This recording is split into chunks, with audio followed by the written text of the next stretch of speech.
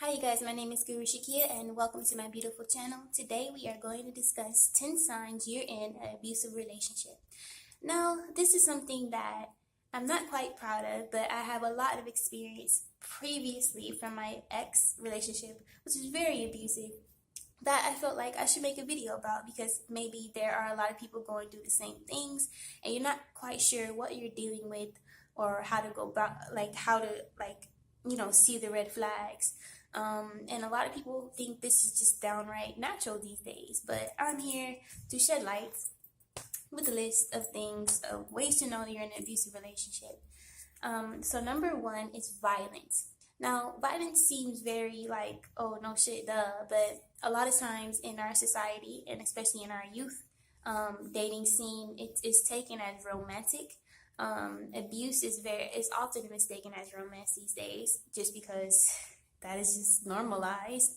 It's thought as sweet, and it's thought as like we often think that being abused or controlling is sweet and romantic. But basically, if number one is a person is violence or physically abusive, so basically, if you hit each other every time you get mad, or if you hit each other basically when you don't get your way, that is the number one flag that you're in an abusive relationship. That is not love.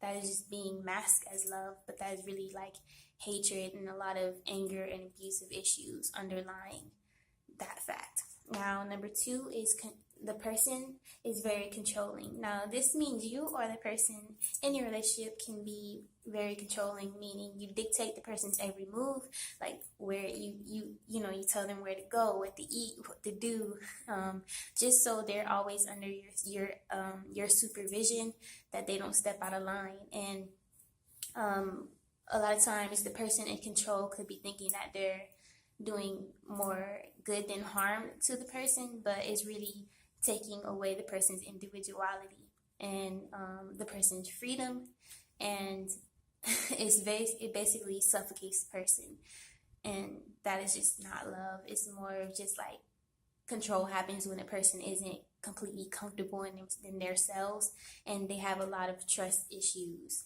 and they rather like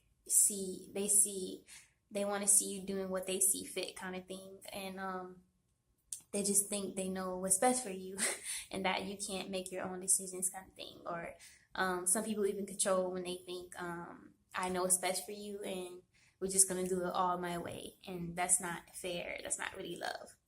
So number three is they're emotionally abusive, meaning you got to do X, Y, Z in order for me to love you. And basically that is not true love. Because real love is unconditional, and you love a person just because you want to love them, not because, oh, one day if you act right, oh, I'll give you all the love in the world. But if you act, you fuck up, then I'm not gonna love you at all. I'm taking my shit back, and you can take your ass on, kind of thing.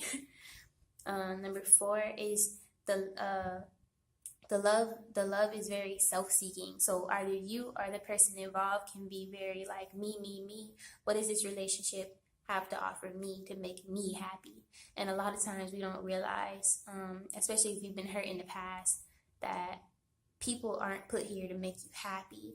It's more so that you chill and hang out with people because you like them. And if you're not hanging out with someone simply because you like who they are and that you like their company, then you got to question, why the hell are you guys hanging out? Now number six, sorry, I don't have my glasses on. Number six is you can't use your phones at all. Now this is something that I'm guilty of putting on other people. But basically this is not healthy. It's very abusive because it is a trait of isolation.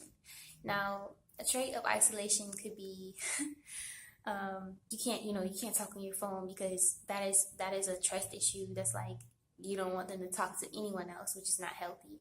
And it's basically you're pinning that person down. You're putting, you're pinning them down so they can't move. And what we believe is that if we control every aspect of a person we love, that they won't get away from us. But eventually, we will suffocate them so much that they'll want to break free. And actually, doing the opposite will have you help them be closer to you. But so basically you can't use your phone at all, or that's a form of isolation. Or and abuse. And basically, if you always want to be in the house all the time, or they can't hang out with their friends, or they can't even talk to others, kind of thing. It's like that's all forms of abuse. Yes, and the next number 7 is you can't look at other people. Now, I guess this varies from person to person, but you can't expect someone to not look at other people at all, like completely at all, because we have eyes. And this is something that I guess like I still deal with, and it's like unrealistic to be like, oh, you just better not look at anybody, or, you know, off with your head. But basically, yeah, it's like you threaten them, like, you know, you can't look at everyone, but we all have eyes to see. And my dad always says, you can't control if someone, you can't control people. So what they're gonna do, what they want to do. Just because we get in relationships with people, that doesn't mean like you dictate their every move. They're still their own person, and you're still your own person. And if you fear that they're going to cheat on you, more so than being afraid and making accusations, pray for discernment, kind of thing, or kind of like believe wholeheartedly that, more so approach it from a space of trust and believe that all is well, or that everything comes to light eventually. And that's all you gotta do. Like, just have faith, like be you, and know that everything is well, and that everything comes to light eventually. And I feel like a lot of people, I hear stories about people praying for, oh, if a person cheats on me, God let me know. And I guess it works. Like, if people eventually, there'll be like a slip up, but it's best not to worry about that at all, really. But 8, so I think, no, 8 was you can't talk to anyone else. So I know in a sense a lot of people are like, you can't talk to no other girls and no other guys. Like, okay, that's fair, but like in general, like, you can't talk to nobody. Like, you guys are out, and this person that you happen to meet is very social, and you knew that from the beginning. You can't all of a sudden be like, you can't be social, and this person's core is like being social. It's like, that's not fair either, because you're taking away the person's individuality again. It's like, people aren't here to make us happy. So that's another form of abuse, is just dictating a person, who you can and can't talk to. So number 9 is the need. So a lot of this goes back to trust, you guys, which a lot of us have trust issues. So we're probably looking at, they're probably like, a lot of people are probably watching this like, what is she talking about? But a lot of us don't have a lot of good experience with healthy relationships, or we don't have enough examples of what a healthy relationship is supposed to be like. And a lot of us do have problems with trust.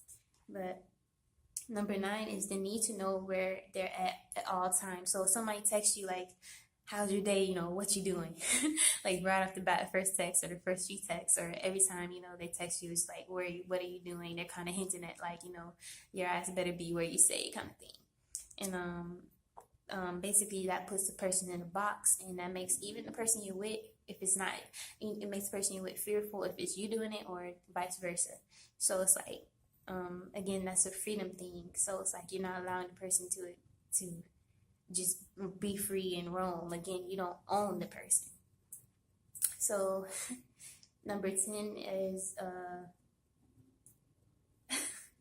the person is very flip-floppy. And so like 1 minute they can praise you, and the next they make you feel like guilty as hell. So maybe you guys are chilling out all day one day and everything's going good, and at the end of the day they flip the script and make you feel guilty or ashamed about something.